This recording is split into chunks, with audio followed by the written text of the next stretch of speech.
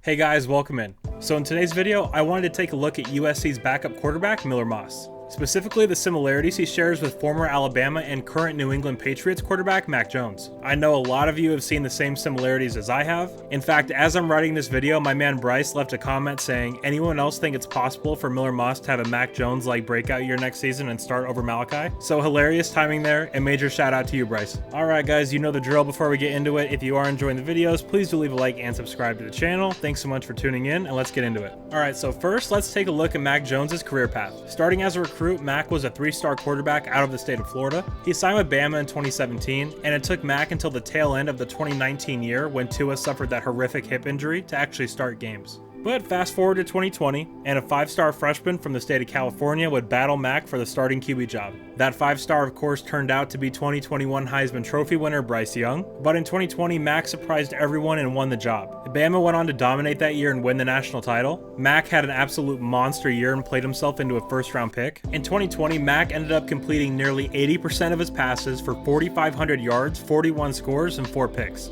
So absolute monster numbers there. No one saw that coming when he signed with Alabama as just a 3-star 2 years prior. But what Mac did that's so different from quarterbacks nowadays, he stuck it out. He didn't run from the competition, much like how Miller is doing now at SC. Remember, back in 2020, Miller committed to USC first, and then Jackson Dart committed in that same class later on. But he still stuck with SC. He was 3rd string coming out of fall camp in 2021, and then 2022 comes around. Lincoln Riley comes in and brings an all-new coaching staff. They bring in Caleb Williams. Miller still hangs in there, not running from it, embracing the competition. And fast forward to now, we're in the spring portal window of 2023. And as of the moment I'm recording this video, Miller is still here at USC. With Caleb Williams back, not a chance in hell he runs out there as QB1, barring a major injury.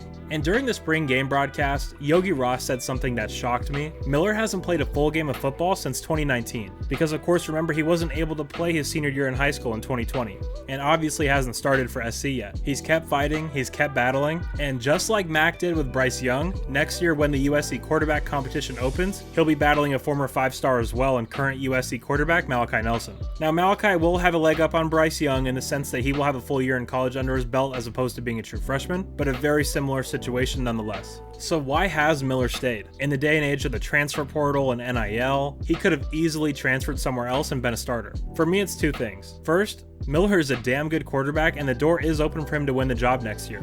He has a lot of self-belief, he's very confident, he's not going to run from competition. The second is that he loves USC. Miller's a guy that grew up loving the Trojans, going to games, knowing what it means to wear that uniform. Being a USC quarterback is a very prestigious thing. It's not going to come easy to anyone. There will always be competition. But the old saying of good things come to those who wait really has a lot of truth to it, and you really just get the sense that by staying, Miller will be rewarded somehow. And guys, let's not forget, Miller is a legit big-time quarterback prospect. I mean, it's been so long since we've seen him play, I think a lot of people have forgotten that this guy can absolutely rip it. Lightning quick release, great accuracy, great leader. He's not a runner, but he's not immobile either.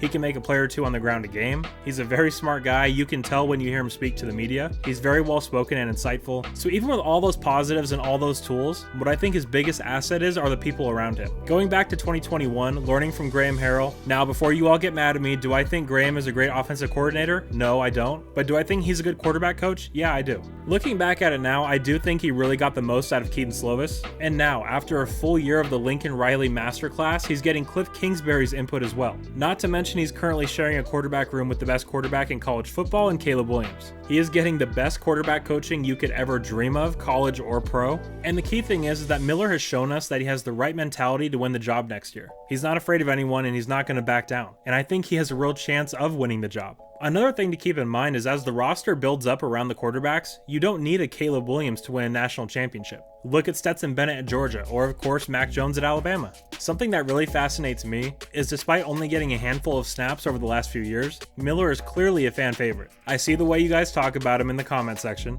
and honestly I can't think of a better guy to lead us into the Big Ten in 2024. So what do you guys think? Will Miller Moss be USC starter in 24 and play himself into a first round pick the way Mac Jones did? I'm really intrigued where you guys are with this, so please do let me know down in the comments. Alright guys, so that is all I have for you today. Very interesting topic and discussion today. I've I've got a ton of respect for the way Miller carries himself. I appreciate the confidence and self-belief. Hard not to root for a guy like that. But having said all of that, thank you all so much for tuning in today. If you did enjoy the video, please do leave a like and subscribe to the channel. And if you want to help support the channel in an even bigger way, you can do so over on my Patreon for only $1 a month. Again, thank you all so much. You're all awesome, and as always, take care and fight on.